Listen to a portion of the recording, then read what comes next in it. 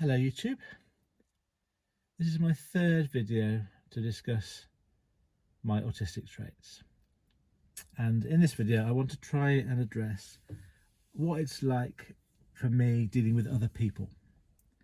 And this video might be helpful if you don't have autistic traits but you live with someone that does and you don't understand what helps them. Or it might be that you know someone, or you might be that it might help people who don't themselves have these traits. I suppose I better say that it's always better to talk to the person that you're with about their own needs, but maybe this would give some sort of structure for a conversation, possibly. Okay, so how do I deal with other people? I'm going to go through a few things, and a lot of these videos will be overlapping. So the bottom line is, other people stress me out. They cause me anxiety. And that's I could just summarize the whole video by saying that. But I do like the idea of other people. I just don't like the actual reality of trying to fit in. So I've got nothing against people per se. I do believe that we all should have the right to live our own life free and happy.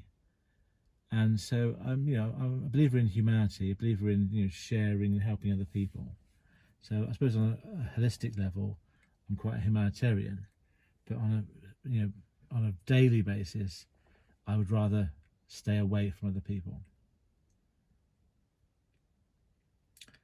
And I'm going to start off with probably a poor analogy, but it might just help. The one thing I've realised is that my mind works with metaphors quite a lot and visualizations. So I want you to kind of visualise cats and dogs.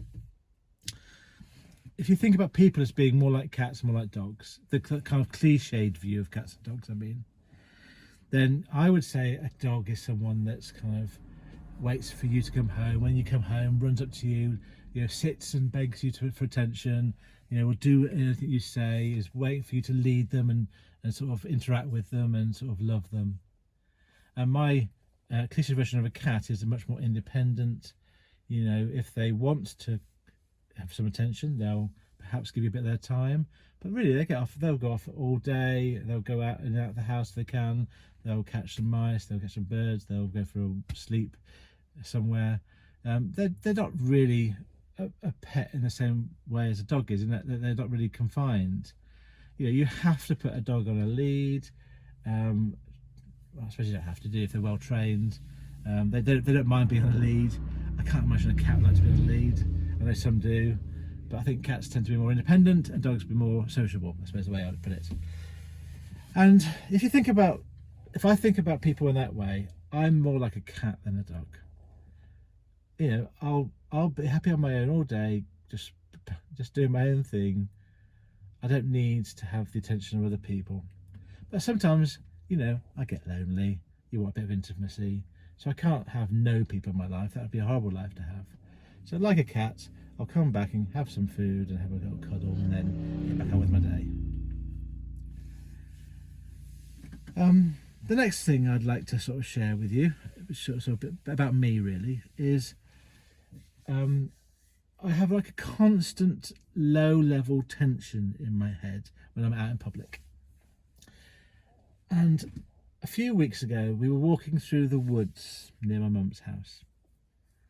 And it's a good example of what I mean by this low-level tension. So we're on our own, walking through the woods, and I'm quite relaxed, having a nice walk. But as soon as I see or hear, if I sense any other person coming towards us or behind us, immediately I start to get internally some tension. And that could be a crack of a crack of a footstep behind us, someone catching up, or it could be ahead of us some dogs that are sort of walking in the woods, because clearly dogs are with someone. Could be just seeing someone walking in the distance towards us. And what's happening is my mind then suddenly starts getting in overdrive, and it's saying there's a person there, right? Make sure they think you're okay. Make sure that you are ready to say hello if they say hello, or maybe they want to stop. I hope they don't stop. Oh, please don't stop and talk to you. I don't know what am I going to say if they talk to you. Do you smile? Do you look at them? Do you not look at them? Are they going to be looking at you? Will they want something from you? Will they just ignore you? That's what I mean by my mind. It's just go on and on. I don't know what's going to happen. So I'm walking down this forest. These people coming towards us, and then they say, "Oh, hello," and I say hello back and walk on. And it's dealt with. It's not a big deal. The actual interaction that actually happens isn't a big deal. And I've learnt that if you look at someone and say hello, it's usually enough. But that doesn't mean that next time it happens, my mind might go through the same tension, building tension. Are they going to want to stop and talk? Because if someone wants to talk to me, I don't know what I'm going to say to them. This brings me to my next point. I don't know what to say to people. Now, I don't mean that literally, because I do. What you say to people is, so let's say you're walking through the forest and you come with someone, you just say, "Good morning, how are you?" And then you walk on. I can do that, but that's because I've learned that's what society accepts as being normal. But my head is going, they've asked you how you are. Tell them how you are. Look, you've got an achy back and you're worrying about money. And today you feel a bit fat. So my mind is going, tell them all this. Because if you don't tell them this, you're not telling them the truth. You've not told them the answer to their question. You are meant to be honest and open, and they're not. So I know the difference between small talk and non-small talk. Just my mind doesn't know the difference. So I hate small talk. I hate knowing, do I need to say to this person the cliche stuff? You know, how was the weather? How was your holiday? What job are you doing? You know, all that sort of nonsense stuff. Okay, I call it nonsense stuff. You're probably thinking that's normal. That's what everyone does. And I agree with you. That is what everyone else does. I just can't, my mind just doesn't find that fulfilling or interesting. I'd rather have a discussion about something that means something to me. But you have to contact every stranger that you come across in the woods. And therefore, I don't want to meet anyone because I have this conflict all the time about what I'm going to say to them, how I'm going to say it. So this brings me to the other part of this is, I don't know why it is, I just don't like being looked at. And I've got no idea. So meeting people means they're going to be looking at you, they're going to be seeing you. My youngest daughter has a massive, I'm going to say phobia, but I'm not sure if that's the right word, of being looked at. It has a massive effect on their life. So I think it's part of the autism. I don't honestly understand it. I've never liked the concept that someone's going to look at me. And then so when I was growing up, I had no idea this was a part of my character.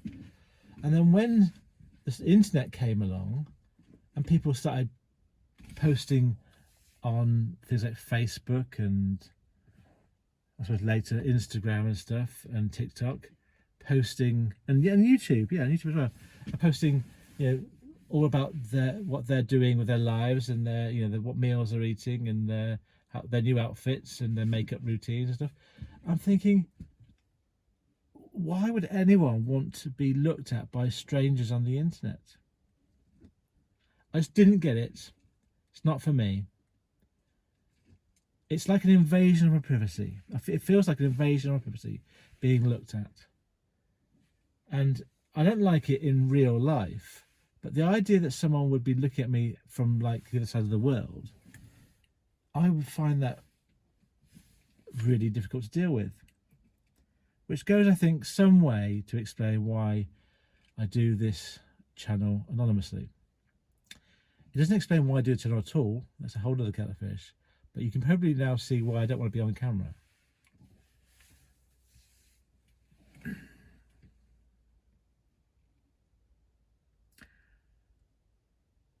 The other thing about my mind is that I didn't mention in the last video, which I think is relevant here, is if I'm talking to somebody, my mind is going like 10 to dozen in the background, and I have to control that, otherwise my communication gets really bad. I want to try to relay to you an example of this, which happened to me, which was one of my most embarrassing things I ever did, but I can now see why I did it. And I'm going to try and remember the kind of conversation I did. To be honest, I tried to put it out of my head, but it's been so indelibly ingrained on me that I'm going to try and share with you what happened. And I'll give you some context.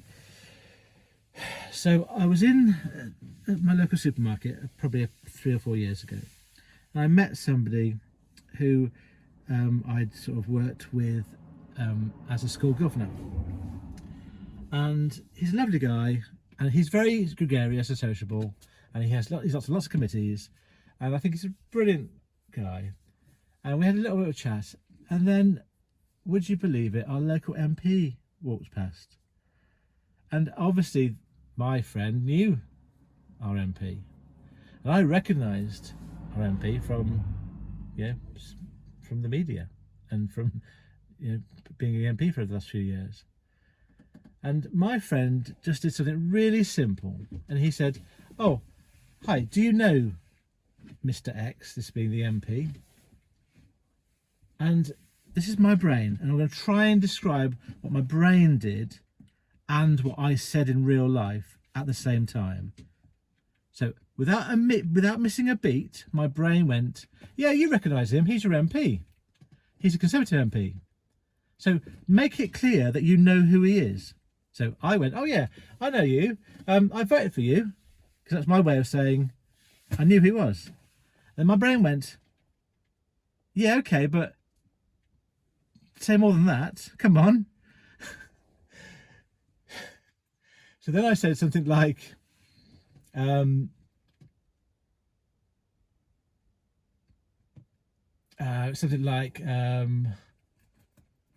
I said, no, I think I said, "I voted for you in the past." That was it. My opening comment was, "I voted for you in the past." So I wanted to make clear that I knew who it was. And then my brain said, "In the past? What do you mean in the past? What about the future?" So I then said to him, "Oh, and I might do in the future as well," like, and smiled. And then my brain said something like, honestly, I can't remember, but I went backwards and forwards, and I must have said something like, my brain kept saying, put the context behind that, tell him why you voted in the past and why you didn't vote in the past, and then tell him what this and that and the other. And to be fair, I forgot most of the detail, but I must have gone on for about a minute, just saying words, and it was because my brain was telling me to get myself out. It's a classic example of stop digging when you're in a hole, and my brain just kept saying, "Explain what you meant by that. Explain what you meant by that. What do you mean that doesn't make sense? Say the other bit. Now say that next bit." And I kept talking, and eventually I just stopped. And they must have just thought I was an absolute idiot. I wouldn't blame them. I was an idiot, and I got kind of I didn't know how to talk to somebody who was, in my view, famous. And it was an awful experience, and then they went off on their way, and I went off as soon as I could. I was really embarrassed. But what happened there was that my brain was telling me to justify the last thing I just said because it wasn't making sense. Every time I tried to do that, the next thing came up in my head, and I kept trying to address that in my comment. I should have just been quiet.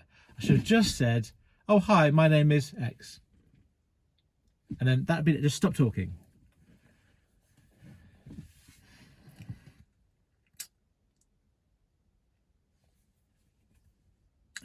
So what was I going to say? So this reminds me of when I've met people who are famous. So it's like, in this job, sometimes you meet people who are famous, And I have got a comedian that I really like, and I've been to see his gigs, and I've sort of met him afterwards, and I've always kind of wondered, how do you talk to people who kind of like heroic status? And I've ended up thinking, I can't. If I'm going to do that, I can't talk to people like this. So you kind of want, when you meet people you really respect, in that, who are kind of famous, I suppose, who have got something that makes them well renowned. My view is, I don't want a selfie with you because that's cliched. There's nothing I can say to you that you haven't heard before. There's nothing I can say to you that's going to make any sense to you in the short bit of time we've got, that's going to be coherent and going to express in some sort of great sentence how much I admire your work. And saying something like "I admire your work" isn't enough. It's just, it's just, if someone didn't know you, if someone didn't know someone, they could say that. So I just come to the conclusion, I just won't talk to anyone who is famous, because, or I'll just say, hello, my name is X.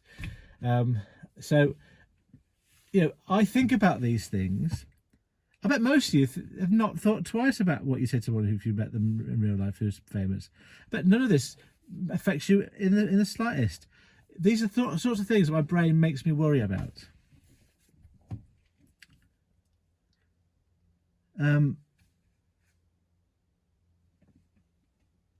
So I wanted to go on and say that how do I deal with people? How have I learnt to deal with people? Well, I think I've said it in one of the videos that I learned by saying out loud what my thoughts are saying to get them out of my head. And if the person that's your significant other understands that, you can then help. They can help you to kind of deal with your disturbing thoughts by just allowing you to talk and open up and ramble, if that's what helps you. So if you are finding that you have thoughts that are overwhelming and you need to get them out, then if you can explain that to your partner and they allow you to do it, that's a massive thing. The other thing that I've learned is that I need to stop trying to problem solve other people's problems. I don't like it when people do it to me. So I've learned, just listen. Just, if someone's talking to you, just focus on what they are saying. My brain will be going, right, in a moment, they've just said about that, right, you've got to now say something about that that's coming to my head. And in the past, I will be trying to have a conversation with somebody where my head is telling me, don't forget to say that, don't forget to say that, don't forget that. Oh, now it's come on. So I'm not really listening to what the person's saying. So that's part of why in the past I've not really had a good deal with people, because I've not learnt that my brain isn't my friend when it comes to dealing with other people. What I've learnt to do is just switch my brain off and just focus everything on what the other person is saying. Listen to what they're saying carefully, actively, and just focus on what they need from you, not what you need to get out. And if I'm in the right frame of mind, if I prepared myself for that, I can do that quite easily. But what the problem is if I'm just doing my normal everyday conversation, that isn't normal every day. That's a specific task, the strategy you have to use for certain tasks. And if the person I'm with hasn't told me, this is a conversation where you have to listen to me, it might take me some time to realise, this isn't a two-way conversation. This is for you to listen to them and then sort of just listen and take on board what they're saying. And so sometimes when I've had problems in the past, I've not realised I need that kind of conversation. But now I'm better at trying. I'm not great at it sometimes, but I'm better at recognising when it's time for me just to be quiet and to listen and to just not try and solve their problem. My brain goes to problem solving all the time. I have to try and actively, consciously stop it doing that. And I'm getting better at doing that, but I'm not yet there. In the past, people have referred to me and said that I was patronising. And I would never want to be seen as being patronising. And at first, I just wouldn't believe them because I'm not patronising. And then eventually, when you get told that enough times, you've got to think, well, it's not just one person, it's more than one person now. There must be something that I'm doing that's coming across as being patronising. And I think there is a difference between being someone who's a patronising person and presenting as someone who's a patronising person. And I think what has happened is my autistic traits and the way that my mind works has meant that I've presented as being patronising. And now that I'm aware of that, I can listen and not try and give answers to problems that I can't solve, and it makes me less patronising. So by actually knowing how my mind works and recognising it, I can actually do things that don't come across as being patronising. And obviously, if you come across as being patronising, you are, to that person, patronising, whether you like it or not.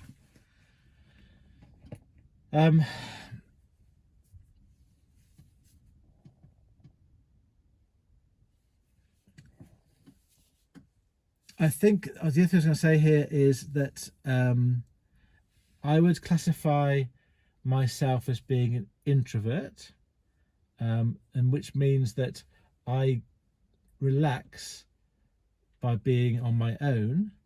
I don't relax by being with people. And I think the definition of extrovert is that you can relax, you like to relax by being with people. I might not quite have got that right, but that's how I'm defining it in these terms. But I don't want to just live on my own. It's a lonely existence. I want the intimacy and the friendship of a significant other person. But what I've learnt is I cannot deal with more than one person at a time. And if I've got an intense relationship, a very close relationship, that has to be the only one that I can have. And now that I realise that, that goes some way to explain why my marriage didn't work out, because I put all my eggs into one person basket, which I don't think is healthy as a strategy. But now I understand why I think like that. And I go back and think about my childhood, and I think about my time at school, and I remember I only ever had one best friend at a time. And now I know why. I can't cope with more than one close friend at a time. It's just too much, too much to keep in my head, to deal with. And I've never, even growing up, I've never got out of that groove. So for me, having one person in my life that understands me and trusts me and loves me for who I am, and vice versa, is all I need. And I think that's a recognition of how my brain works and the sort of problems I have with dealing with my brain and people around me.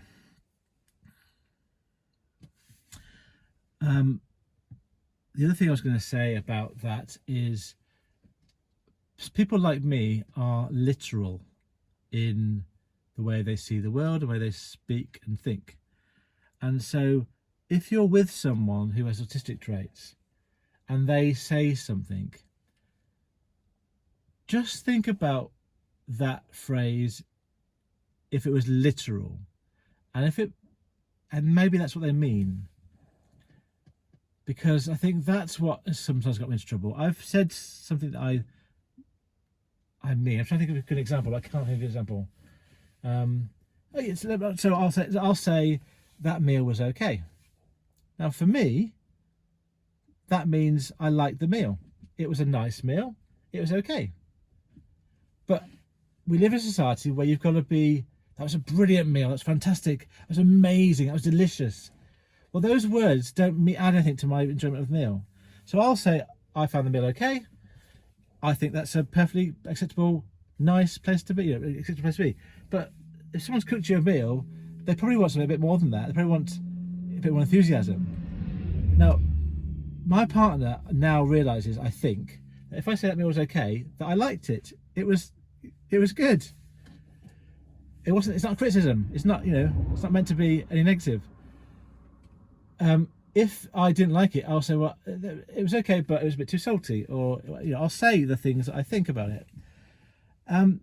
But if you're not careful, saying a meal's okay might come across to the other person as being, I don't like it. It was only okay. Like they might be hearing you saying it was only okay in like a down. So it's amazing. I'm thinking I'm saying, oh, it was okay, and they're hearing, it was only okay. I'm saying the same words, but I think the way it's perceived depends on. And also, obviously, the other thing about other people which really gets to me is we've all got our own baggage, we've all got our own emotions, we've all got our own characteristics. So I'm explaining in 3 videos here all the things about one particular part of my characteristics. Bring another person into it, they've got their baggage and their emotions and their foibles. I can't deal with that and mine. So no wonder I don't, find people stressful and difficult to deal with. So anyway, I'll try to give an example of where literally it's fine, it's good. And also, you're not going to get people like me lying to you. If I say I'll see you at 3:15, then I'll be there at 3:15. Now, people that know me will be laughing at that because I haven't always been good at time management. But that's just an example of I want to be there at 3:15. In my head, 3:15 is the time I'm meant to be there. Now, whether I actually deliver on that or not is another thing. But in my head, I know that's the time. I remember it. To the extent, and what I want to go on to is say this, the extent to this is, if I say something that's not quite true, my mind spots it like an error and you've got to go back and correct it.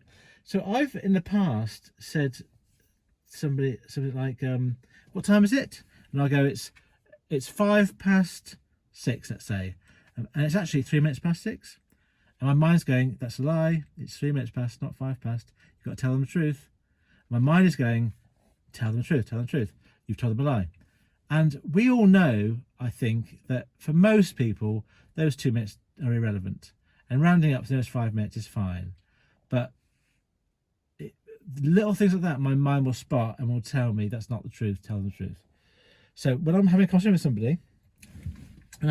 somebody, my mind is having that going on in the background. So I have to tell someone the truth. And if I'm telling someone something that is not true, I think I'm going to struggle to get through the conversation without it being obvious. Even on the YouTube videos, I'll say something like, I had 2 6 jobs today. Actually, it's 1 6 job, 1 non-6 job. And then I'll go, oh, no, it wasn't. It's 1 6 job and 1 non-6 job. I'll correct myself because my mind's going, that's not correct. You've said a lie. But no one really cares to that level of detail, whether it's 2 6 jobs or one of each. There's lots of different examples of where I am telling you literally the truth. And it comes down to so the reason I mention that is, if you are living with someone with autistic traits, you can trust them because they're not going to tell you something that's not true or very unlikely to be untrue. Now, maybe you have a situation or a relationship dynamic which is way worse than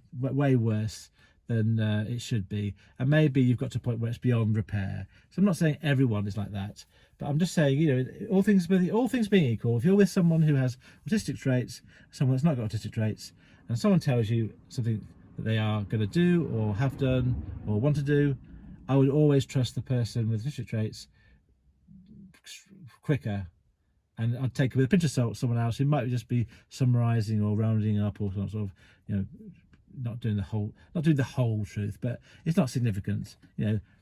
Sometimes not saying the whole truth isn't that big a deal. And this is where small talk comes in, because small talk to me is kind of that version of not saying the whole truth. You kind of, how are you? Well, there's an answer to that question. It could be, I'm fine, which is what everyone says, or, oh, I'm all right, but I've got this to do, or go into in depth, which is way too much information. And someone like me wants to tell you the in-depth information about me because that's what you've asked me. How are you? How are you is a really interesting one. I kind of do get it and I don't get it. I get it's just a social phrase. I get it. No one really wants to know how you are. But my mind doesn't get that. And it constantly is thinking, what can I say to this that's actually true, but isn't going to get me into a big conversation with someone I don't really know? So I end up kind of having to just say, yeah, I'm fine, which is usually fine, which is usually correct, because my emotions are so flat. Have I got anything else to say about this? So other people, I think I mentioned not want to be looked at, which is a big deal.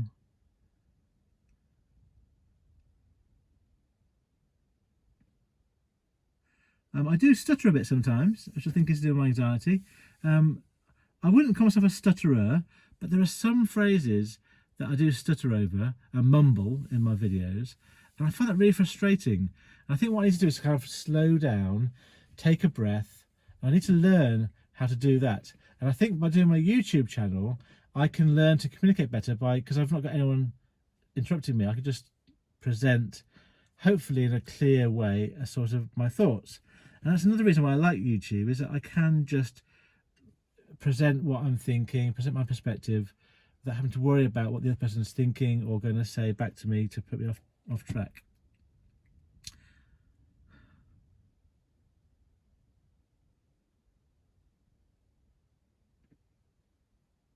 I think the last thing I've written here is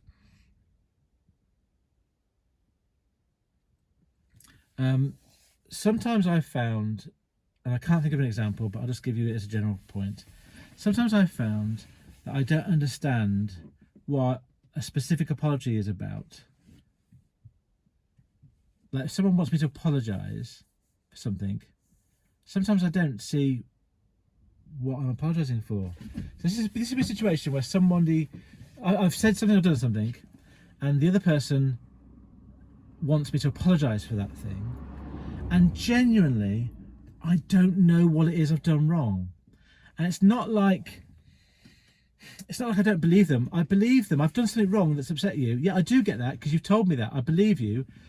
And I look back and I think I just don't know what I've done that's wrong. If I knew, I would apologise for it. But two things there. I can't just apologise for nothing because I don't know what I'm apologising for. My mind goes, well, you're lying. How can you apologise if you don't know what you're apologising for? And secondly, I think what it is sometimes when I'm talking to somebody, I'm supposed to somebody who's closer to me than some stranger. But sometimes I'm thinking I don't really get what they're feeling because of my inability to sort of empathise. And therefore what I'm saying is triggered an emotion in them, but I don't know what that emotion is. Therefore, I don't know why the thing I've said has caused that emotion. Now, if I could feel that thing, maybe I would understand why my words had caused that emotion. But I have come to the conclusion sometimes that I just need the person to tell me exactly why I'm apologising, and then I'll do it. Because if I'm trying to guess, that's a game I can't play. And in the past, I would have, without me knowing this in my previous relationships, I'm sure situations where the person has felt upset, and I've just not had a clue they're upset. And then they thought, well, you're apologising. It's obvious you upset me. Well, I kind of can see I've upset you, but I'm not quite sure. Because this is the other thing I'll say. This is the other thing. Oh, dear. I think I know when people look upset. Because, you kind of see them frown or pout or, the voice changes. But I've lost all confidence that I can read people correctly. And so I've spent my whole life trying to second guess what other people what the other person in my life is thinking and feeling, and I have been utterly crap at getting it correct, and I just cannot do it. If someone is upset, then just tell me. I'm not giving advice to people out there who are living with someone who is similar to me. If you're upset with someone, just tell them what's upset you, and then they're either going to understand it or not. It's a risk, I suppose. But I can't second guess if you're happy or sad. I can't read emotions. I find it hard to read my own emotions and what causes my own emotions. Bringing in someone else's perspective, I've got no idea. So I suppose what I'm saying is, if you're living with somebody who has autistic traits, you could really help your relationship if you just told them what you were thinking and feeling, and didn't try and get them to guess. Because I don't think they're going to. Well, I can't guess, and I can't be the only person. So if somebody struggles with emotions for themselves, then obviously they're going to struggle even more understanding emotions of other people. So I think that's important, and I wish I'd known that in my 20s, because it would have made my life a hell of a lot easier to deal with. That's what I mean by, if I'd known these things 30 years ago, I could have made different decisions about how I dealt with people and situations. And the fact that I can't do that now, it's too late. I can't say that I regret. This is the other thing, the word regret. I find it hard to say that I regret anything, because my logical mind is, every lesson is, life is about learning, and learning from mistakes and moving on. So you can't really regret as long as you learn from something. So I regret if I hurt people or make people sad. I don't want to do that. In that respect, I would regret things that I do, but I don't know what is the specific things that I have or haven't done that do that, because people don't tend to tell you. You apparently, in society, you're meant to guess these things, and I've given up doing that. And my last point, which I'm going to thank my daughter for telling me about this, is the concept of masking, which I think is a really interesting concept, and I think I just want to share it with you guys. And it's the concept that people with autism and autistic traits learn to behave in a different way than they want to fit in with society, fit in what's expected of them. And so, particularly if you're quite clever, you can learn these social cues, and you can sort of mask what you're really thinking and what you're really feeling, so that people don't ask you awkward questions. And I think that that's not necessarily a good thing, and something that I think society needs to change to understand. If you've got autistic traits, society should begin to understand how to deal with you, not you fit in with society. So it's a twofold thing there. I'm really glad that as a society we've got a much better understanding of autistic traits, and I suppose this is my way of trying to add to that general knowledge. And I'm really glad that people of a sort of a younger generation to mine live in a world where there's more understanding of autism and autistic traits, and more acceptance of it. And I wish people of my generation would stop being quite so what's the word, dismissive of, when we learn about things like ADHD and autism. These are new concepts to people of my generation, and I wish people of my generation wouldn't just poo-poo it and dismiss it and say it doesn't exist. In my day, it was just bad behaviour, or bad parenting is the thing as well. The number of parents of my generation that have suffered because they think it's their fault that things are going wrong, and it's not. It's there is such a thing as bad parenting. There is such a thing as poor behaviour, immorality, but that's a lot less than maybe people think. I could go off on one on this. So I'm not talking a bit more about society here. I'm glad we live in a better, more tolerant society, but there's still more we could do. And people of my generation and older could be a bit more tolerant of when we find out things that are different than when we grew up, accepting them and moving with them. I feel that I'm good at that. I feel that one thing I'm proud of about my character is that I'm quite liberal and accepting of other people's opinions and views, and I think that's something that I find, if I'm going to blow my own trumpet, I like about myself. It's not something that I see in everyone, and social media, I think, does encourage those that think they know best to spout their views, but I'm going off track slightly here. So I'm going to bring this video to a close. I've tried to summarise to some extent how people like me find dealing with other people being difficult, and how that can be addressed. I'm not sure I've done it great justice, but maybe it's at least a starting talking point. Thank you very much for listening to this video, and I've got one more to try and do at some point.